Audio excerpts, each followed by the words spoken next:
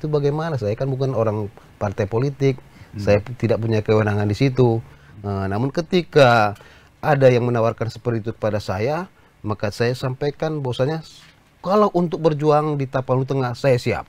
Bang Masinton kan selama ini dikenal berseberangan secara politik dengan Bobi Nasution.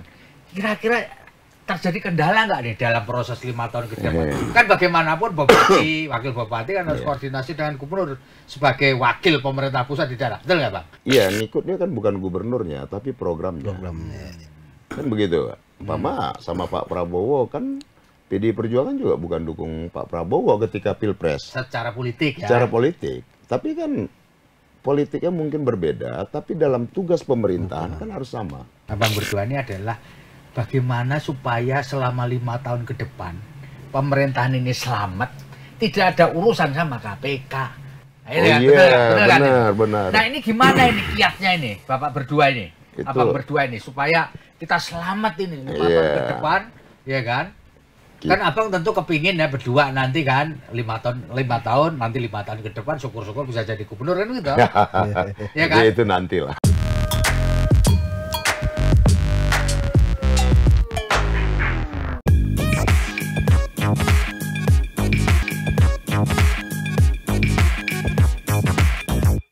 Assalamualaikum warahmatullahi wabarakatuh. Salam damai sejahtera buat kita semua. Om Swastiastu, Namo Buddhaya, dan salam kebajikan. Saya Febi Mahendra Putra. Pada hari ini kita akan ngobrolin soal hasil pilkada serentak di Republik Indonesia. Tribuners, pada tanggal 27 November lalu di seluruh Indonesia kita sudah memberikan hak suara untuk pilkada 2024. Dan ada beberapa daerah yang pilkadanya begitu dinamis. Satu diantaranya adalah di Kabupaten Tapanuli Tengah di Sumatera Utara. Ya, memang banyak diberitakan dan kebetulan paslon yang bertarung di sana adalah paslon yang bukan kaleng-kaleng ini, udah politisi gaek ini. Dan beliau sudah dikenal. Satu diantaranya yang hadir bersama saya dan kebetulan beruntung. Beliau adalah telah mengungguli dari hasil rekapitulasi suara yang dilakukan oleh KPU setempat. Dan telah hadir bersama dengan saya Bang Masinton Pasaribu dan wakil beliau yaitu Pak Mahfud Effendi atau Bang Mahfud Effendi. Saya akan sapa beliau. Bang Masinton. Siap, Mas Pak Febi. Mahfud, terima kasih sudah hadir. Dan saya mengucapkan selamat dulu lah kepada Bang Masinton dan Pak Mahfud. Luar biasa. Dan saya kepingin kali ini Bang Masinton sama Pak Mahmud. Ya, saya selalu seliru dengan Pak Mahfud kan. Pak Mahmud. Apa dinamika yang terjadi yang abang alami berdua ini selama proses pilkada? Tentu saja mulai pendaftaran, campaign sampai pemungutan suara, sampai kemudian terjadi penghitungan, dan saya mengikuti pemberitaannya bahwa yang paling seru adalah ketika masa debat. Bang Masinton cerita dulu, nanti Bang Mahmud akan menambahkan. Jalan, Bang. Iya, terima kasih Mas Febi dan terima kasih kepada Tribun Network, Tribuners. Ya. Udah diundang kemari saya dan Pak Mahmud. Nah, ya ini sungguhnya dinamikanya unik ya. Unik ya. Karena ketika putusan MK itu membolehkan persyaratan itu menjadi lebih ringan. Lebih ringan ketimbang undang-undang ya? Iya, ketika sebelumnya. Ya. Karena syaratnya harus 20%. Betul. Nah, putusan MK itu membolehkan syarat partai politik itu bisa PDI Perjuangan itu di sana itu 4 kursi dari 35 kursi. Nah, jadi ya berkisar nggak nyampe 20% gitu kan. Nah, sehingga kemudian kita bisa nyalon. Saya dan Pak Mahmud itu kemudian bisa nyalon. Nah, itu juga di last minute. Karena fenomena pertama itu ada desain politik lokalnya itu melawan kota kosong. Menciptakan calon tunggal. Ya. Nah, calon tunggal ini kan cuma 2 tuh. Calon tunggal, fenomena calon tunggal pertama itu karena kalau dia legitimasi di daerah itu kuat, kecenderungan partai-partai politik akan mengusung dia. Dukungan ya. Nah, kalau ini yang kita baca tidak seperti itu. Fenomenanya pengen borong partai sehingga tidak ada kontestan lain. Nah itu beda dengan ada beberapa daerah calon tunggal karena memang legitimasi dan kinerjanya bagus. Iya, itu kuat dia sehingga partai-partai politik merasa ya udah ini aja deh. Kira-kira gitu di masyarakat bagus apa segala macam. Nah, kalau ini tidak. Ini pengen borong partai semua sehingga nggak ada kontestan lain. Nah, ketika putusan MK itu kemudian PDI Perjuangan yang memenuhi syarat pasca putusan MK di daerah Kabupaten Tapanuli Tengah itu mau ngevaluasi kembali beberapa daerah-daerah yang bisa mengusung sendiri, termasuk Tapanuli Tengah. Nah, kemudian saya ditugaskan itu oleh partai ke sana. Nah, saya diinfokan pagi, ya kan? Nah, ini nanti kamu berangkat ke Tapanuli Tengah, malam nanti kita akan kirim surat tugasnya gitu. Udah kita berangkat sana. Nah, tapi sebelumnya memang sudah diinfokan coba cari wakilnya. Nah, kita komunikasi betul sama Pak Mahmud. Nah, ini bagaimana ceritanya, Bang? Bisa ketemu sama Pak Mahmud sebelumnya sudah kenal atau bagaimana ini? Ya, sebelumnya sudah kenal. Ya. Kemudian ya ngobrol-ngobrol. Ya udah, kalau kita tadi mau sama Golkar sebenarnya, tapi Golkar juga menunggu karena PDI sudah tahu dukung ikut calon tunggal tadi, tapi PDI kemudian mengevaluasi kan tugasan kita, ya udah. Alhasil jodohnya sama Pak Mahmud. Pak Mahmud biasa cerita untuk nambahkan Bang Masinton, gimana ketemu dengan Bang Masinton dan akhirnya Pak Mahmud oke, gitu gimana ya? Memang saat itu memang ada LO dari Pak Masinton datang ke rumah, ya kan, untuk menawarkan kepada saya gitu. Waktu itu kan memang betul-betul sangat singkat ya. Jadi saya pun dipaksa diajak seperti itu kan. Ya saya jawab saja, kalau untuk berjuang di Tapanuli Tengah ini saya siap, ya kan. Namun ya mengenai materi itu belakangan saya bilang, begitu. Jadi karena saat itu memang waktu benar-benar singkat, itu saya kan, akhirnya ketemulah kita. Jadi kalau Pak Mahmud masih ingat, pada waktu itu Pak Mahmud itu berapa waktu sebelum pendaftaran ditutup? Hanya 1 malam. Jadi ini ditawarin, besok harus daftar. Iya, benar sekali. Nah, jadi itu ajaib gitu ya. Siap. Jadi Pak Mahmud waktu itu gitu aja gitu. Siap. Karena memang kita ingin Tapanuli Tengah itu jadi benar-benar majulah seperti itu. Karena sebelumnya begitu kita mendengarkan kotak kosong ini, kita di masyarakat juga banyak bertanya-tanya kepada kita, bagaimana Tapteng nanti ya Pak, seperti itu pertanyaan sama saya. Ya itu bagaimana, saya kan bukan orang partai politik, saya tidak punya kewenangan di situ. Namun ketika ada yang menawarkan seperti itu kepada saya, maka saya sampaikan bahwasanya kalau untuk berjuang di Tapanuli Tengah saya siap. Seperti itu jawaban saya, Pak. Ya. Demikian. Bang, bisa memberi penajaman sedikit, Bang. Kok bisa sampai ke Pak Mahmud bukan yang lain gitu, bagaimana sih ceritanya? Ya ada beberapa nama tadi yang disuruhkan teman-teman ya. Nah kemudian kan teman-teman di sana, teman-teman simpul kita lah ya.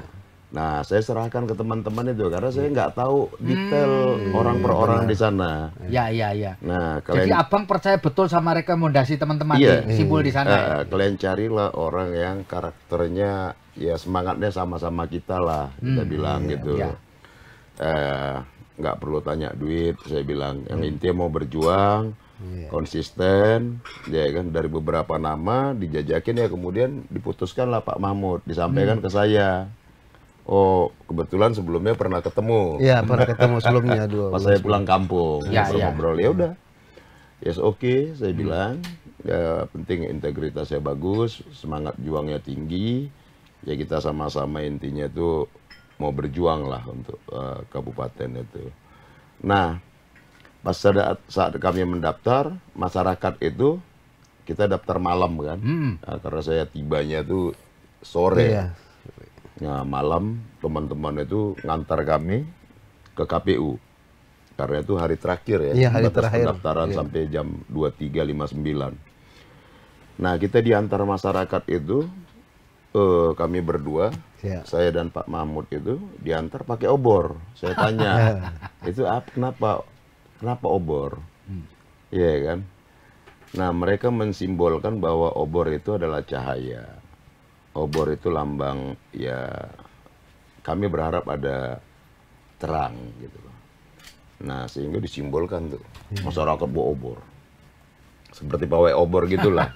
Obor itu juga simbol ya agar ada cahaya dalam gelap gitu Penerangan kan. dalam Kemudian kegelapan, ya obor itu juga simbol perdamaian, simbol kebinekaan gitu kan, sehingga pawai obor. Nah, ketika kita diantar sampai KPU tuh dengan berbagai alasan sungguhnya karena udah ini analisa kami ya, ini bagian dari konspirasinya lah.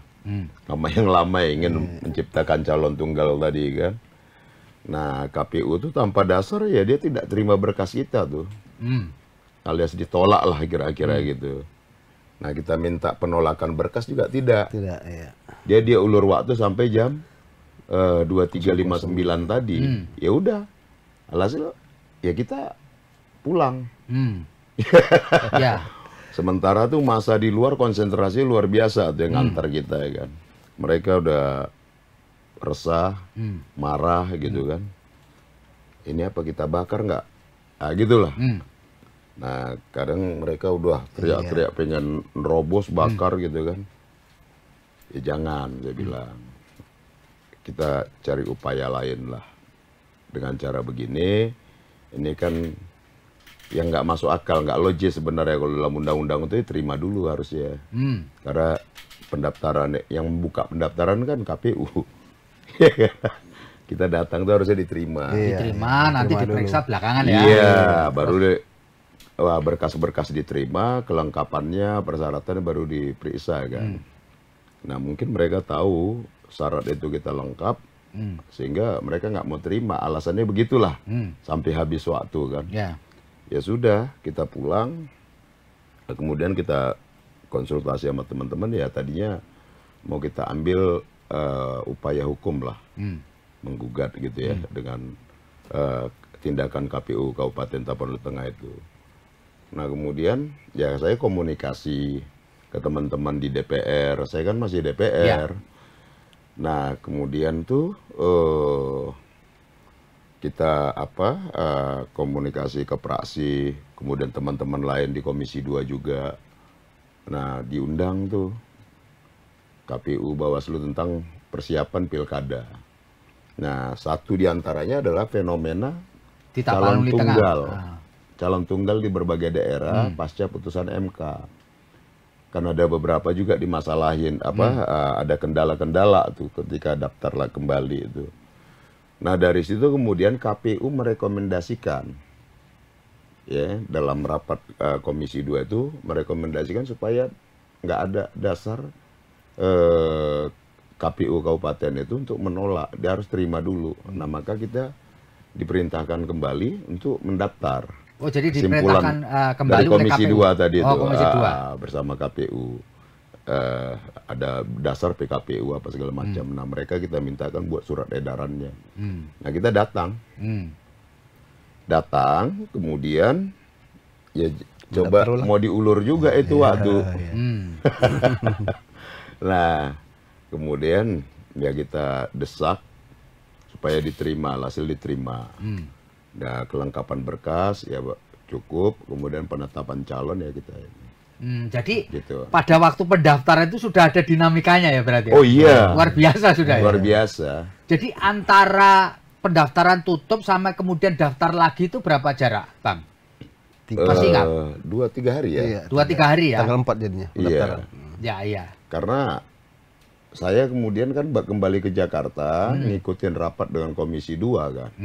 Saya ditugaskan oleh praksi ke Komisi 2 untuk menyampaikan persoalan yang kita alami sendiri itu sama beberapa daerah-daerah yang kotak kosong, calon tunggal. Nah itu. Jadi dari hasil itulah kemudian Abang balik lagi ke Jadi dari awal tuh memang udah tidak mudah ya. Nggak mudah. Iya kan, penuh tantangan. Bahkan ya. pertama di partai. Ya. Partai udah dukung ke sana, untungnya partai mengevaluasi kan begitu. Nah kita ditugaskan, kita daftar ditolak. Ya kita rapat di Komisi 2, kemudian Komisi 2 rapat bersama KPU, kemudian dalam kesimpulan rapat itu supaya tidak ada penolakan pendaftaran calon. Nah, KPU harus terima, baru kemudian diverifikasi kan itu. Baru kemudian kita bisa daftar tuh. Oke, Bang, kalau boleh saya tahu Bang Masinton, di partai sendiri siapa yang paling menentukan sehingga kemudian Partai Demokrasi Indonesia Perjuangan mengevaluasi kembali dukungannya dan lalu kemudian memerintahkan Abang untuk maju? Ya pasca putusan MK kemudian dievaluasi ya, DPP partai. Makanya dalam konteks ini apakah keputusan itu murni di tangan Bu Mega atau DPP sebagai kolegial gitu? Ya DPP secara kolegial ya, dan juga ya peran Bu Mega tentunya ya. Nah, beliau kan coba tuh dievaluasi mana yang apakah daerah-daerah yang paslon tunggal coba dievaluasi. Nah itu faktor apa karena faktor legitimasi yang kuat atau ada lain? Atau karena ada faktor ingin nggak ada kontestan lain. Nah, kemudian ditemukanlah satu di antara itu Tapanuli Tengah. Kemudian kita tugaskan ke sana oleh Bu Mega. Nah, apakah sebelum ditugaskan untuk maju di Tapanuli Tengah itu Bang Masinton dapat arahan khusus kita atau enggak? Arahan secara khusus tidak. Tidak ya. Tapi ya sudah, ini ya kader suruh berjuang ya kita namanya ditugasin ya kita laksanakan tugas. Pak Mahmud, bagaimana menyesuaikan diri? Kan kenal sudah tapi kan belum akrab betul, kan harus satu visi nih. Bagaimana dinamika ketika harus menyesuaikan diri dengan Bang Masinton yang memang sudah politisi kayak ini? Iya benar sekali. Jadi kan kita kebetulan ya mempunyai harapan yang sama barangkali ke Tapanuli Tengah ini kan. Jadi Pak Masinton ingin adanya perubahan, sementara kita juga sebenarnya ingin perubahan di Tapanuli Tengah itu. Sehingga saya berusaha ya, dengan memang selama ini juga kita kan sudah berbuat. Artinya saya di sana sebagai tokoh agama juga, sebagai ketua Ikatan Persaudaraan Haji, kemudian wakil ketua di Dewan Masjid Indonesia Kabupaten Tapanuli Tengah, kemudian kita juga sebagai ketua BKM Masjid. Tentunya memang di sini saudara-saudara kita tuh banyak mengharapkan ya perubahan yang terjadi di Kabupaten Tapanuli Tengah, sehingga saya pun harus berkomitmen ya, saya harus bisa menjadi pasangan dari Pak Masinton selaku ibu ya. Dan ini setelah itu diskusinya, setelah terima penetapan tuh diskusinya kenceng nggak Pak? Tiap hari ketemu lalu diskusi terus untuk nyamakan visi gitu. Iya, kita sambil berjalan saja. Saya rasa memang sudah mempunyai harapan yang sama barangkali ya. Jodoh kali jodoh, ya. Kalau jodoh itu mau gimana lagi kan gitu. Pak Masinton mungkin bisa dijelaskan juga apa yang Abang alami, kan selain pendaftaran kan ada gelombang-gelombang cobaan yang lain ya. Selanjutnya ya terus. Bisa diceritakan Mbak, cobaan-cobaan lain berikutnya selama proses pilkada ini Pak? Ya banyak lah, black propaganda, bahkan ya jurusannya tendensius ya. Bagaimana tuh ya black campaign-nya lah ke kita kan, baik ke saya maupun ke Pak Mahmud. Ya macem-macem lah, termasuk sampai kemudian tuh anggota partai kami sendiri, anggota DPRD-nya malah melaporin saya itu karena ya ini bagian dari konspiran tadi itu, konspirasi itu tadi, yang dibilang kita melakukan pelecehan, penganiayaan lah, aduh. Saya tidak sepatah kata pun begitu tuh saya ladenin tuh Mas. Ya biarkan saja lah. Tapi faktanya tidak seperti itu gitu ya. Nah kemudian kan masyarakat bisa menilai. Nah gitulah. Lalu waktu debat itu kan juga muncul tuh Ya, Ya, ricu-ricu lah. iya. Sampai diberitakan seolah-olah ada senjata api yang mau dikeluarin gitu. Itu gimana sih Bang ceritanya Bang? Ya itu kita ngelawan orang yang sebenarnya gimana ya? Orang yang ini gerombolan yang kita lawan, gerombolan orang yang selama ini arogan, pongah gitu lah. Jadi kemenangan kami itu sungguhnya adalah kemenangan rakyat tadi. Kesederhanaan melawan kesombongan, keangkuhan. Itu aja tuh, rakyat yang sederhana, dia punya prinsip, ya kan? Pengen perubahan. Nah, kemudian dengan ini sisa-sisa kekuatan lama, ya, yang sebelumnya mereka bupatinya, DPRD-nya gitu kan. Nah, mereka yang merasa paling kuasa, paling punya banyak uang, ya gitulah. Kemudian melihat orang masyarakat biasa ini ya dianggap semena-mena aja gitu loh. Nah, jadi sungguhnya ada perlawanan secara ideologis di situ. Perlawanan masyarakat yang ingin berubah, dia nggak mau disemena-menakan, nggak mau ditindas terus. Nah, mereka berhimpun. Nah, mereka percaya dengan kita. Nah, kemudian mereka bergerak sendiri tuh, Mas. Ya. Gitu loh. Jadi kami banyak datang ke menghadiri acara-acara yang diundang warga. Pokoknya Pak Masinton dan Pak Mahmud datang aja. Nah gitu. Nah biasa dalam tradisi adat Batak itu kita diulosi. Nah menariknya begini nih Mas, sebenarnya Tapanuli Tengah ini daerah yang ya sekarang tertinggal dan juga terlupakan. Terlupakan kenapa?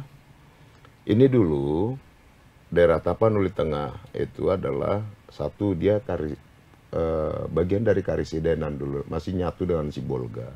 Oh, ex Karisidenan Sibolga. Tapanuli. Oh, Tapanuli. Ex Karisidenan Tapanuli ya. Iya, dia berpusat di Sibolga dulu. Tapanuli itu kotanya Sibolga. Oh, ibu kota. Kemudian Sibolga jadi kota Madya sendiri, kemudian dia berdiri sendiri. Nah, jadi Mas Febi, daerah Barus itu bagian dari Tapanuli Tengah.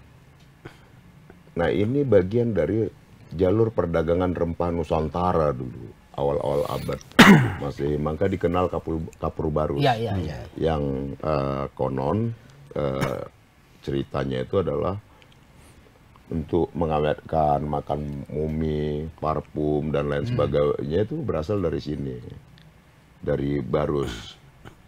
Perdagangannya ya, karena dia di pantai barat, pantai barat Samudra Hindia, ke atasnya itu Aceh, India, kemudian ke sana Afrika kan, terus ke Timur Tengah gitu. Nah jadi, nah selain dia jalur perdagangan rempah Nusantara, dia juga adalah bagian dari pusat penyebaran budaya dan agama tadi, gitu, Pak Febi.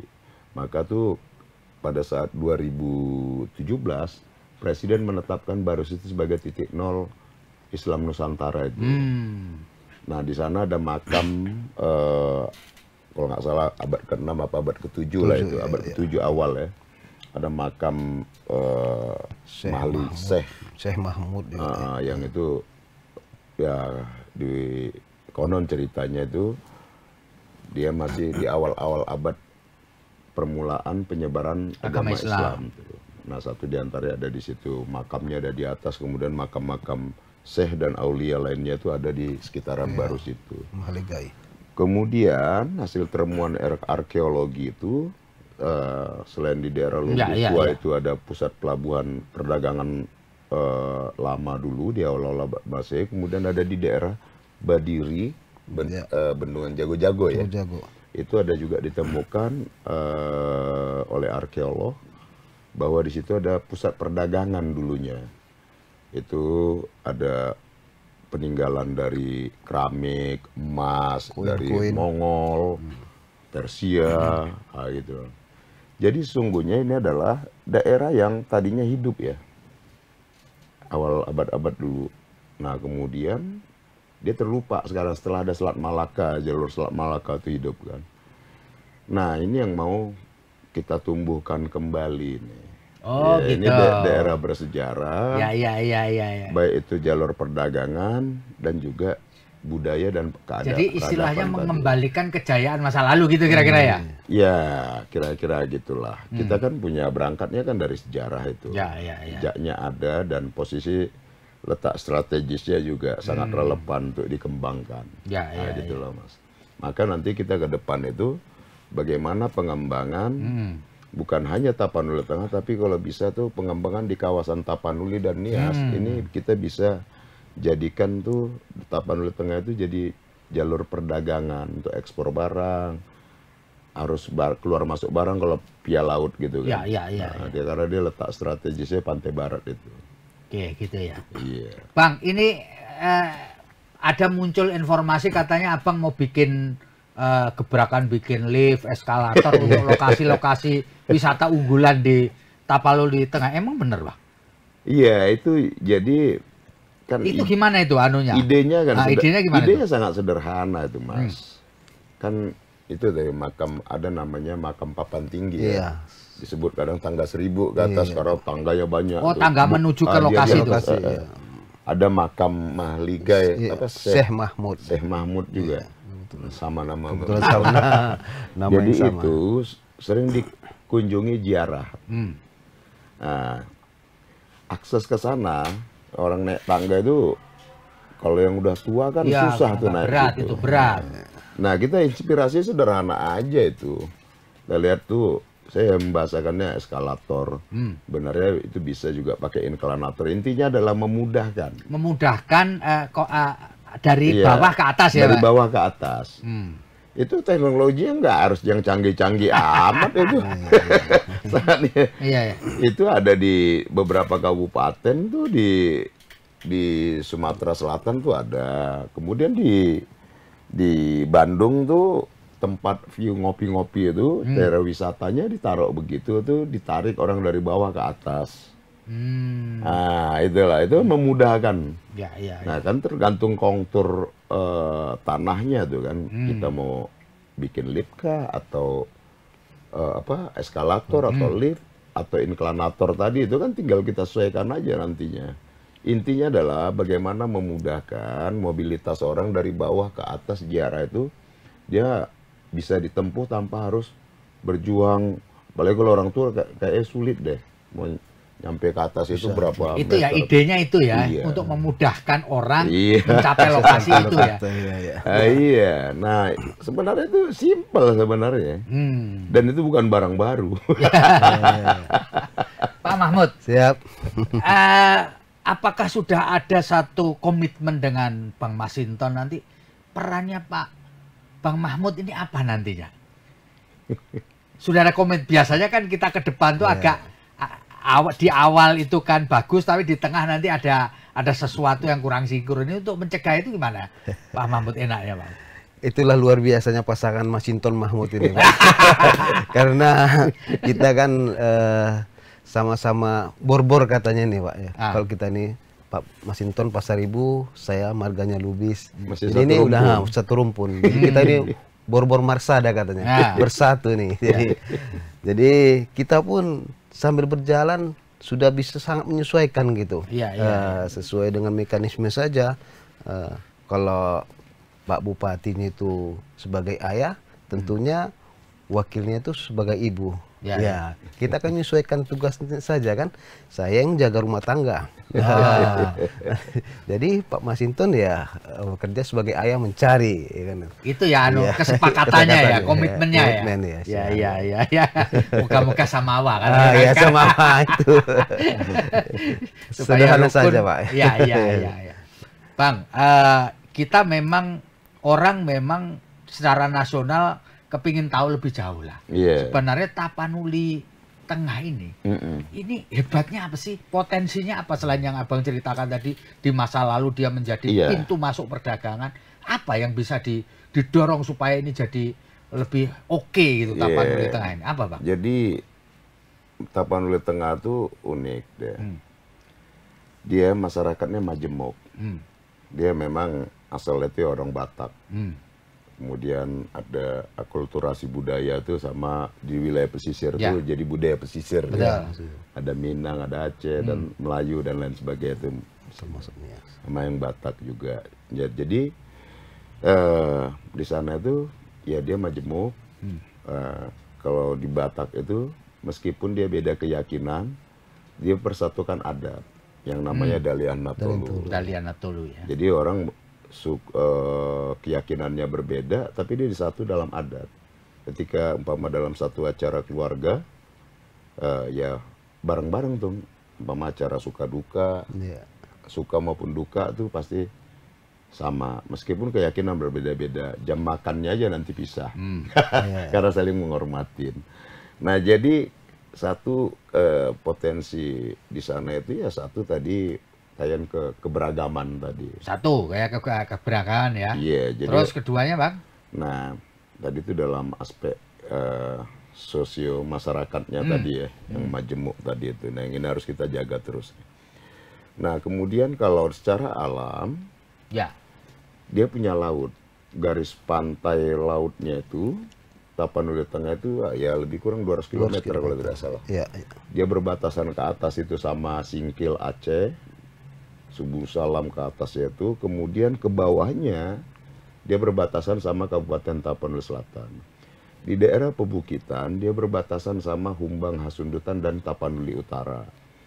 Nah, potensi lautnya ini kaya. Oh gitu ya. Iya, ikannya, waduh, maka saya di sana berat badan. Jadi oke, perikanan ya. Perikanan. Oke, terus selain perikanan bang? Kelautan tuh ya, selain perikanan tadi itu, dia juga punya pertanian.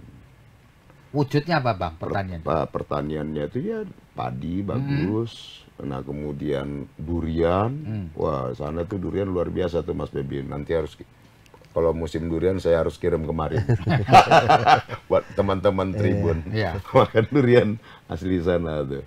Nah itu durian, kemudian itu kalau perkebunannya dia sawit. Sawit ya? Ada di beberapa daerah itu yang dia tanahnya pas untuk tanaman sawit.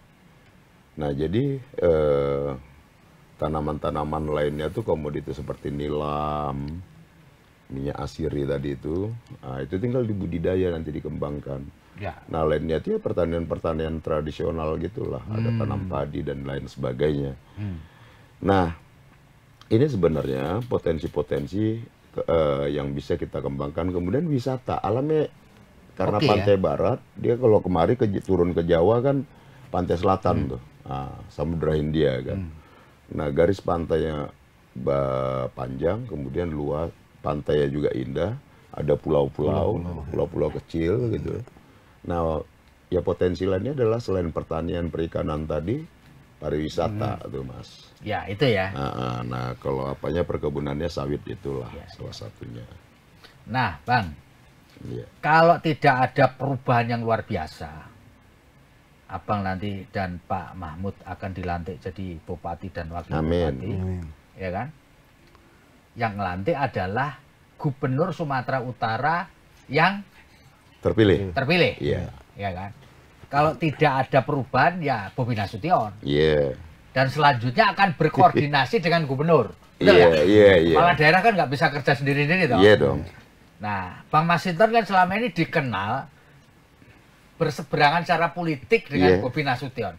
Kira-kira terjadi kendala nggak nih dalam proses 5 tahun ke depan? Kan bagaimanapun bupati, wakil bupati kan harus koordinasi dengan gubernur sebagai wakil pemerintah pusat di daerah. Betul nggak Bang? Gimana Bang? Jadi pertama, secara politik, berbeda.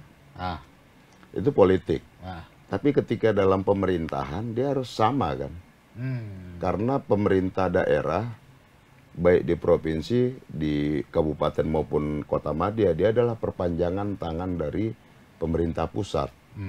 Ya kalau dalam konteks pemerintahan, tugas pemerintahan ya harus sama. Meskipun dalam sikap politik berbeda. Ya kan artinya kita kan bisa memilah itu Pak Mas Pep antara tugas pemerintahan dengan sikap politik. Tentu sikap politik saya harus segaris sama keputusan politik partai politik saya, PDI Perjuangan. Nah tapi dalam aspek pemerintahan saya harus senapas dan sebangun dengan tugas-tugas dan program pemerintahan dari pusat. Itu bisa itu Bang? Ya harus begitu. Harus bisa ya? Dan memang harus begitu. Dan dalam praktek memang seringkali tidak mudah dilakukan kan, betul kan Bang? Ya kan?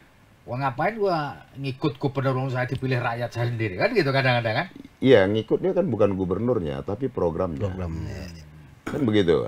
Umpama sama Pak Prabowo kan PDI Perjuangan juga bukan dukung Pak Prabowo ketika Pilpres. Secara politik ya. Secara politik. Tapi kan politiknya mungkin berbeda, tapi dalam tugas pemerintahan kan harus sama. Gitu ya.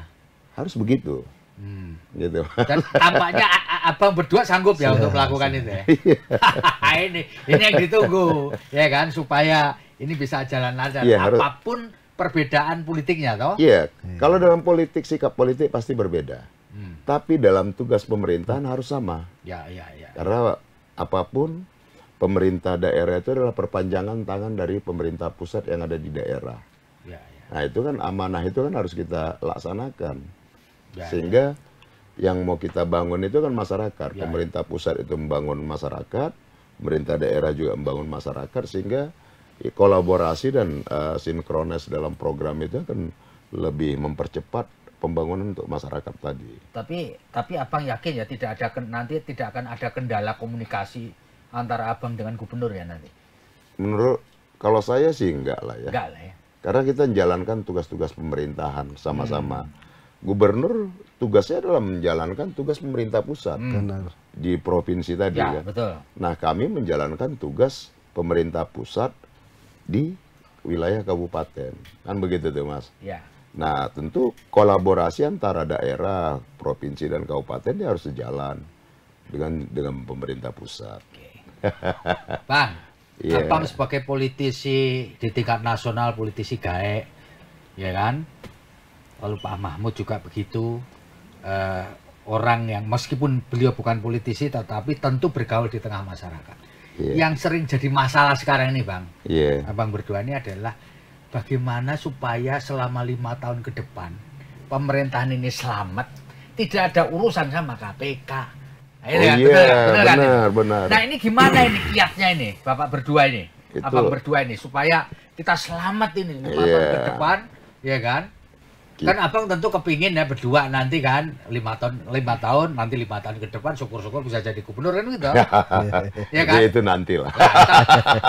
Tapi kita kan mau harus ke kabupaten dulu. Urusannya kan harus bebas dari soal urusan sama Komisi Pemberantasan Korupsi. Gimana abang dulu baru nanti. Kami komitmen lah untuk itu dan saya juga komitmennya di situ, Mas.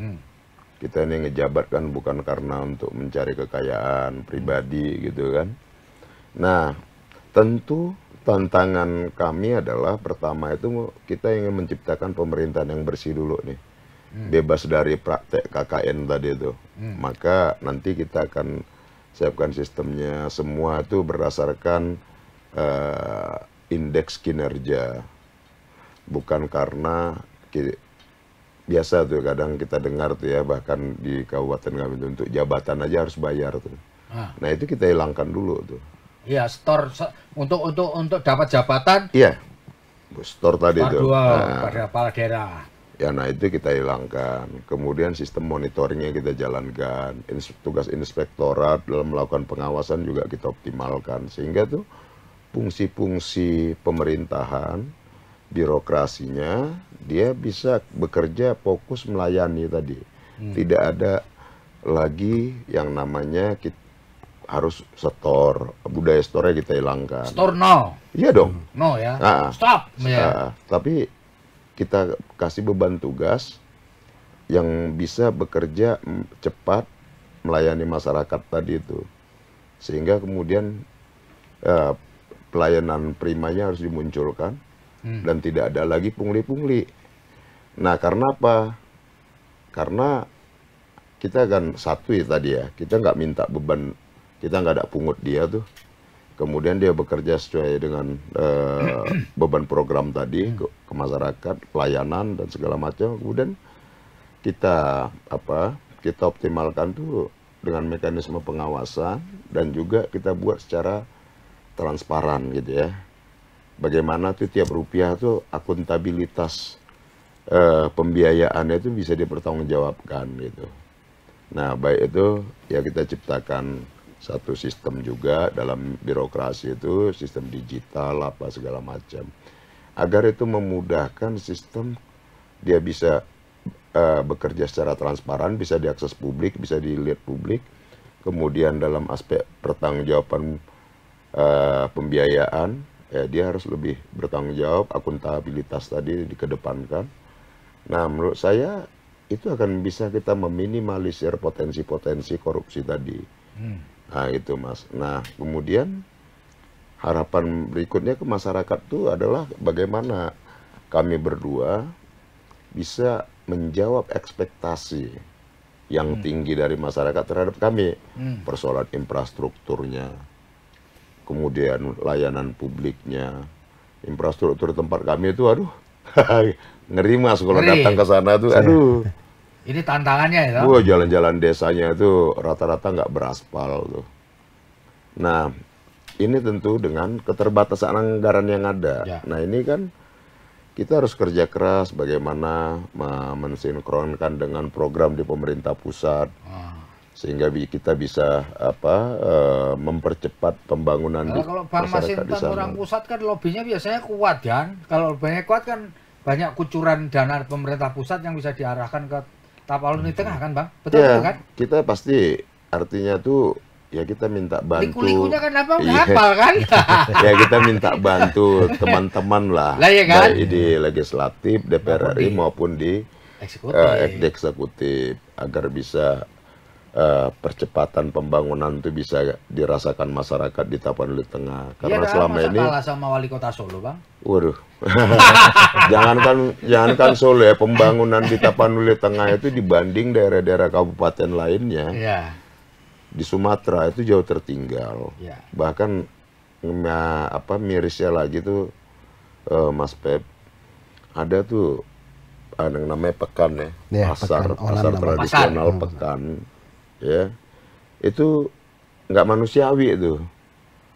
Ya selama ini dibiarkan begitu aja tuh, masyarakat dagang, dia jualan seminggu sekali di pekan gitu kan, dia jual sayuran lah, ada yang jual ikan, dia di tanah begitu tuh.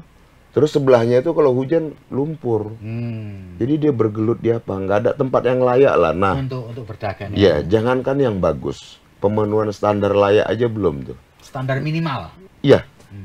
Nah, maka saya bilang, saya selalu sama Pak Mahmud, kita jalan keliling, kita ini pemenuhan standar layak dulu lah ke masyarakat, harus kita perjuangkan tuh. Terutama yang aktivitas ekonomi masyarakat tuh. Bagaimana dia dagang, ya jangan lagi sudah di tanah begitu dagangnya, sebelahnya kalau hujan lumpur. Nah itu kan nggak manusiawi. Nah kita mau bagaimana tuh kita buat standar layak dulu lah. Baru kalau pemenuhan standar layak ini kita bisa lakukan, kita sesuaikan dengan anggaran daerah yang ada, baru kemudian ke depan itu kita bikin standar yang lebih bagus. Kan begitu tuh Mas. Mestinya Bang Masinton sebagai politisi nasional bisa lah ya. Ya kan, Insya temannya Allah, banyak, insya Allah. lobbynya kuat. Ya kita kan? memang dipilih masyarakat kan, kan? untuk berjuang. Bahwa partai Bang Masinton bukan lagi partai penguasa itu soal lain kan? Itu soal lain lah ya. Itu kita kan ada teman-teman dari berbagai partai. Lintas partai. Iya. Ya kan? Intinya kan kita mau mensukseskan pembangunan daerah sinkron dengan program-programnya dari presiden seperti itu. Pak Mahmud, Siap. tentu saya mungkin bisa menambahkan Bang Masinton tadi supaya selama 5 tahun ke depan Abang berdua ini selamat dari urusan korupsi, kolusi dan sebagainya. Itu gimana Bang? Kalau Abang melihatnya gimana sebagai wakil ya? Ya tentunya kan kita melaksanakan tugas itu sudah ada referensi. Oh, ada referensi, referensinya. Sehingga kita berharap kita tidak lari dari referensi yang sudah ada itu. Saya kira ketika kita melaksanakan tugas sesuai dengan arahan ya atau referensi yang sudah ada, kita mungkin mudah-mudahan bisa selamat dari upaya-upaya KKN mungkin yang tadi sudah disampaikan kan. Kami kira seperti itu Pak. Oke. Ya. Bang, ini pertanyaan pamungkas saya. Iya. Ini Pak Sekjen PDI Perjuangan Mas Hasto ini pernah bilang bahwa keunggulan Abang dari rival ini merupakan simbol katanya perlawanan terhadap mantan presiden kita Pak Joko Widodo. Bener nggak sih Mas? Pernyataan ini. Atau ini sebagai sebuah apa ya penyemangat aja tuh gimana ini Bang? Ya, jadi kan kalau kita lihat runutan-runutan di apa di politiknya gitu ya, dari mulai pileg, kan kita juga di dapil saya kursinya hilang. Dari 2 kursi tinggal 1. Nah, kemudian tuh ya kita berjuang lagi di pilkada. Nah, di pilkada kita berjuang sekeras-kerasnya lah dengan masyarakat tadi. Nah, banyak tantangan memang. Kami berdua tuh menghadapi pembusukan politik, ya dipitnah begini ya, kita jalanin, kita hadapi gitu. Kemudian kita tantangan berikutnya adalah politik gaya premanisme, ya kita hadapin. Kemudian politik uang, ya kita hadapin. Yang menghadapin ini semua ya masyarakat tadi. Ya. Kita cuman kasih panduan, arahan dan menguatkan perjuangan mereka. Jangan pernah takut dengan intimidasi, jangan pernah takut dengan kekerasan dan premanisme. Kalau itu kalau kondisi lapangan harus hadapi. Intinya jangan pernah memulai. Nah, saya selalu sarankan begitu. Orang untuk membela diri, ya kalau semut aja diinjek-injek pasti lama-lama dia ngelawan juga kan gitu. Nah, masyarakat yang selama ini teraniaya, mereka bersama kita keberaniannya muncul, kesadaran untuk menentang tadi muncul, dan kita selalu ya mereka lihat kita konsisten gitu kan. Nah, dalam politik uang itu Mas, itu menarik itu. Ya. Mereka bagi-bagi uang gitu ya. Setiap desa, nah diikutin sama tim kita, masyarakat itu. Sehingga ruang geraknya itu dibatasi. Bahkan tuh kontak fisik di berbagai lokasi. Kontak fisik bener. Nah gitu. Nah, terus kemudian ada yang duitnya sudah beredar di masyarakat oleh sebagian masyarakat itu. Ya udah nggak apa-apa, ini kita terima, tapi milihnya Mas Inton Mahmud ya. Jadi itu artinya bahwa uang bukan segala-galanya dalam faktor pemenangan itu. Bahwa dalam kegiatan politik itu butuh uang, iya. Tapi uang bukan satu-satunya faktor. Nah, itu terjadi di Tapanuli Tengah. Itu fakta itu. Fakta. Jadi semangat masyarakat melawan politik uang itu juga tinggi. Masyarakatnya itu dia kadang menyelinap diam-diam. Dia lihat timnya mana, sampai di videoin tuh ada yang disumpah. Harus milih A, kasih duit gitu. Diam-diam perlawanannya muncul terus. Jadi itu sungguhnya kemenangan kami ini kemenangan masyarakat Tapanuli Tengah yang mereka bangkit ingin ada perubahan tadi itu. Ya, gitu ya. Itu. Ini supaya penonton kita, pembaca kita itu lebih akrab. Kalau Bang Mas Inton sudah banyak dikenal, saya kepingin Pak Mahmud Effendi cerita sedikit mengenai dirinya, Pak. Dia kan lahir di mana dulu, karirnya gimana gitu, supaya lebih paham gitu kan. Kalau Pak Mas Inton nggak. Benar. Benar, terima kasih Bapak. Jadi kalau saya itu lahirnya di Tanjung Morawa, Medan ya Pak ya? Iya, Tanjung Morawa, Sumatera Utara, Medan. Di pada tanggal 17 Agustus 1971. 17 Agustus? Benar, 17 Agustus. Jadi Bapak yang rayain ulang tahun ini seluruh Indonesia ini? Benar sekali. Kau udah bikin ulang tahun Bapak? Satu republik. Iya. Jadi kemudian saya dulunya sekolah di Medan dan Madrasah Aliyah di Jalan Pancing Medan. Tahun 90 tamatnya. Kemudian saya jadi tentara. Masuk ke TNI? TNI, masuk TNI, dan saya kebetulan ditugaskan di Korem 023 Kawal Samudra. Di mana itu Pak? Di Sibolga. Oh Sibolga, jadi Bapak tugas di Korem di Sibolga? Benar, wilayah Tapanuli lah. Ya. Gitu. Sehingga tahun 95 saya masuk kota Sibolga pada bulan Agustus. Kemudian sampai tahun 2020 kemarin saya pensiun dini, Pak. Terakhir tugas di mana, Dedi? Terakhir saya menjadi Komandan Koramil di 05 Kolang, itu wilayah Kodim 0211 Tapanuli Tengah. Oh, jadi Bapak tugas di wilayah Tapanuli Tengah ya. Benar. Nah, terus kemudian pensiun dini. Pensiun dini tahun 2020 kemarin. Ya. Terus setelah pensiun dini Pak, jadi pengusaha Ya, atau gimana? kebetulan saya kemarin berusaha peternakan ayam boiler. Jadi saya pensiun beternak ayam boiler. Ya. Uh, Di Tapanuli Tengah. Benar sekali, Pak. Ya, ya. Dan pangkat terakhir Pak Ya, Mahmud, pangkat terakhir saya kapten. Kapten Angkatan Darat ya, Pak, ya. Benar Oke. sekali, ya. Jadi sekarang usia Bapak, Usia saya sampai sekarang 53 tahun. oh 53 tahun. Dan kebetulan sama ya dengan ya benar sekali. Dan saya Kalau itu saya 35. dan saya itu berkeluarga dengan istri saya dari Tapanuli Tengah, marga Boru Simatupang. Ya. Jadi istri Bapak orang Tapanuli Tengah asli gitu ya? Asli Tapanuli Tengah. Namanya Mas Noni Simatupang. Gitu ya. Iya. Nah, ini supaya pembaca kita, penonton kita lebih mengenal Pak Mahmud Effendi, Iya.